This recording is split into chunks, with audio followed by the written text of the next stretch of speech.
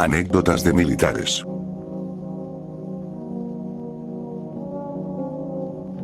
La neta, los que tienen marido ahí, chequense cada rato o háganse la prueba de X. Me tocó ver cómo capitanes que tenían su propia familia ahí en la habitación tenían pareja adentro y para acabarla de metían con hombres y tenían su familia afuera, tanto las mujeres como hombres. También me tocó ver eso. Estuve 5 años ahí. La verdad, hubo cosas que me decepcionaron, como cuando quería dar de alta a mis padres para el seguro, no me hicieron rápido el trámite porque no quise dar las nalgas o no quise pagarles algo a los que estaban de encargados, pero hay ventajas muy buenas como el sueldo, seguro, conoces muchos lugares y personas. Lamentablemente mi batallón estaba bien comprado por los de la maña, teníamos prohibido tocarlos así como ellos también a nosotros.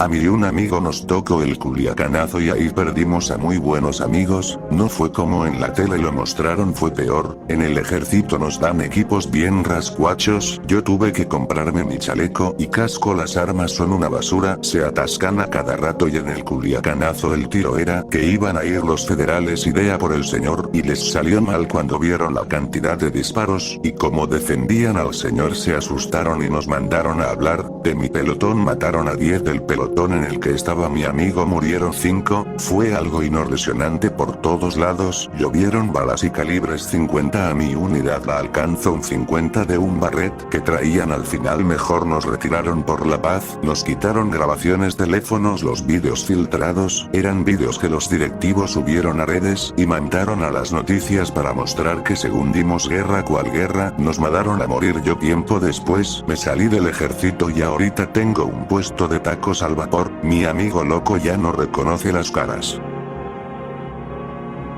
Soldados que son mal pagados siempre ven las posibilidades a otras carreras. A veces les pagan un salario que no conviene con el costo de su vida. Saben muchas cosas que no pueden contar. Los altos mandos son las que dan las órdenes de acatar y a veces uno tiene solo que agachar la cabeza porque no deben desobedecer. Cumplen órdenes extramaritales como el halconazo, la masacre del 68, desaparecer cuerpos. No deben tener pareja. Siempre los carteles recurren a familias para manipularlos, así consiguen muchos más elementos. García Luna fue entrenado con la CIA, el Mossad, la inteligencia británica y muchas más dependencias de otros gobiernos para ayudar a combatir a los narcos, y él supo que para combatirlos debemos pensar como ellos y trabajar con ellos para unirlos solo en una federación, aunque tenga que erradicar a los demás carteles. Al final sí surgió efecto, ya que gracias a que ayudaron al cartel de Sinaloa desaparecieron los Zetas, pero se crearon varios carteles tras la fragmentación de esta, como el cartel Jalisco Nueva Generación, antes llamado los Mata Zetas. Altos mandos son arrestados por hacer lo que se debe. Se cree que el comandante que hizo la operación para agarrar a varios de los Z fue arrestado injustamente solo por hacer su trabajo. Tienen menos derecho cuando matan un delincuente hasta los dientes. Documental creado para testificar la cruel batalla de los narcos en el sexenio de Felipe Calderón. Se cree que los uniformados confundieron a adolescentes con narcos, y estos dispararon a 2 adolescentes que estaban cerca de una balacera. Al principio informaban que estos estaban con los narcos y estaban armados. Después se investigó que no tenían armas y estuvieron en el fuego cruzado. Podría ser que hicieron pacto para vender armas del ejército a los narcos. Hay vídeos donde se le ven los narcos con armas fabricadas por el ejército mexicano, soldados muertos en linchamiento cuando entran a pueblos donde gobierna el narco. Hay varios momentos donde estas zonas gobiernos los ocupan para erradicar golpes de estado o alterar el orden. La matanza del Grupo de Liberación Zapatista fue donde se vivió un combate con el ejército mexicano donde estos usaron todo su poder para erradicarlos, aunque ellos iban a un plan de calmarlos. Al final se convirtió en muchas bajas zapatistas, y de ahí surgen varios narcos que les encantó matar a revolucionistas y gente civil. La masacre de Allende, se cree que algunos soldados escucharon la balacera, estaban con ganas de ir a ayudar, pero los altos mandos no querían meterse, ya que varios líderes del cartel de los Z los tenían amenazados o eran sus líderes. La mayoría de presidentes tuvieron preparación militar. Ya después de Lázaro Cárdenas se empezó a prohibir esto, ya que no querían golpes de estado. Siempre protegen al pueblo aún así si su vida corre riesgo, están lejos de su familia, los mandan a otros estados sin saber que volverán mañana, son la columna de este país, sabe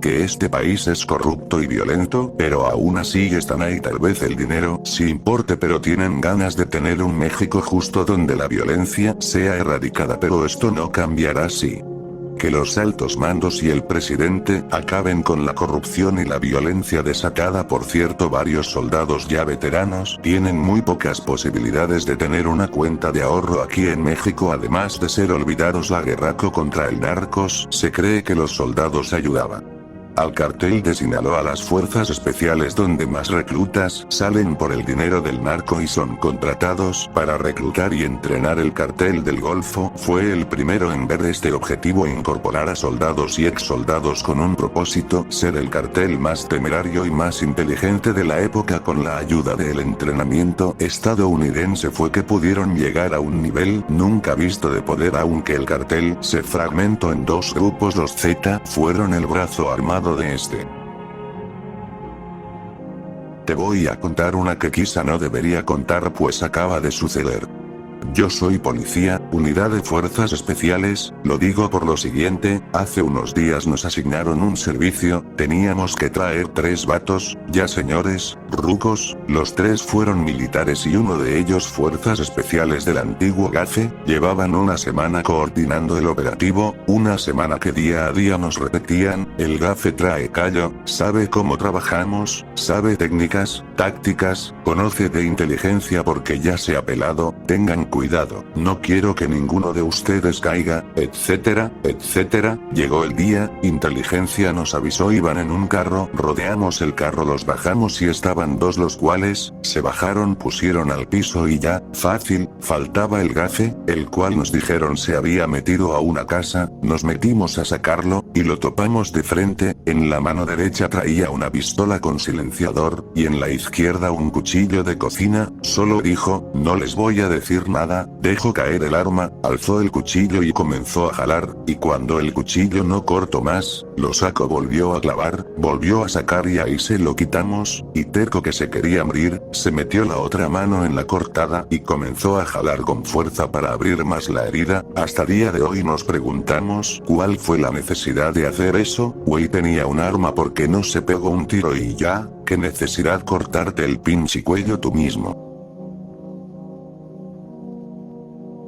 Tengo un compañero que lo encerraron 25 años por no trabajar con la maña, recién salió este año y ahora está en juicio demandando al gobierno, pues se le retiraron los cargos por ser inocente, pero pues 25 años es toda una vida encerrado. Ahora se encuentra en proceso, peleando por su dinero y tal vez una restitución al cargo, pero NMMS ya con más de 50, ¿a qué le pega? Y más aún volver a servir a una patria que le dio la espalda por hacer su trabajo. Hace años trabajé en un hospital y conocí muchos militares y policías en los tiempos de la guerra contra los Zetas en ti y NMMS. El gobierno los deja morir bien opte cuando están heridos con sus tratamientos, terapias y rehabilitación. Prácticamente los toman como inservibles porque no los apoyan, no los restituyen ni los pensionan al 100%. Es bien sabido que por eso mejor se van con la maña.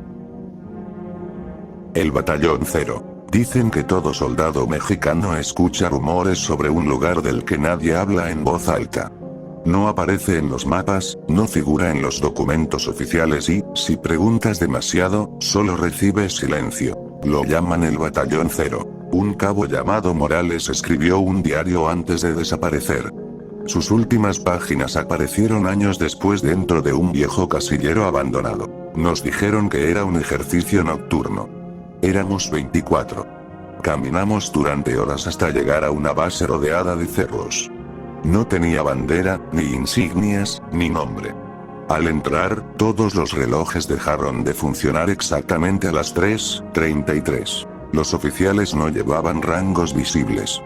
Solo usaban uniformes completamente negros y nunca se quitaban el pasamontañas. Ninguno hablaba.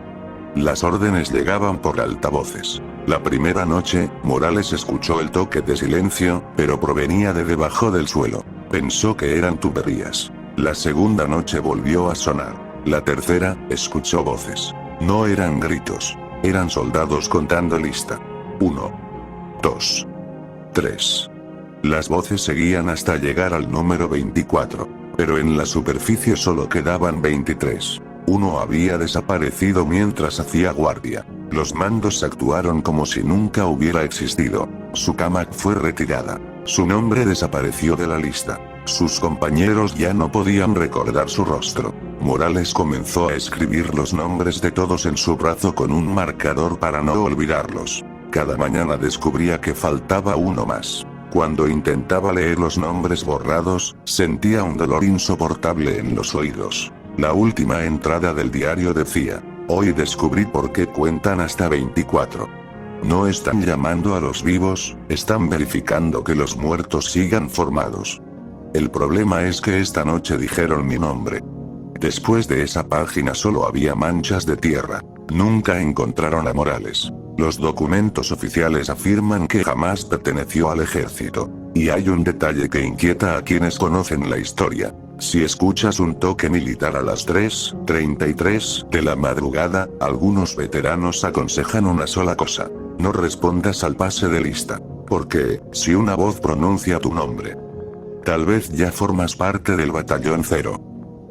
Los supuestos uniformes clonados que le encuentran a los malandros realmente son los originales que los altos mandos le venden a los mugroso para que vistan a policías y mugroso a malvivientes y que puedan moverse rápido en carreteras. Además, muchos de los que se dan de baja o desertan se van porque los mismos mandos los recomiendan para trabajar con la maña. No lo pongo anónimo porque me da igual, en fin, esa es la verdad. El primer miembro GAFE, Grupos Aeromóviles de Fuerzas Especiales, fue Arturo Guzmán de Cena, conocido como el Z-1.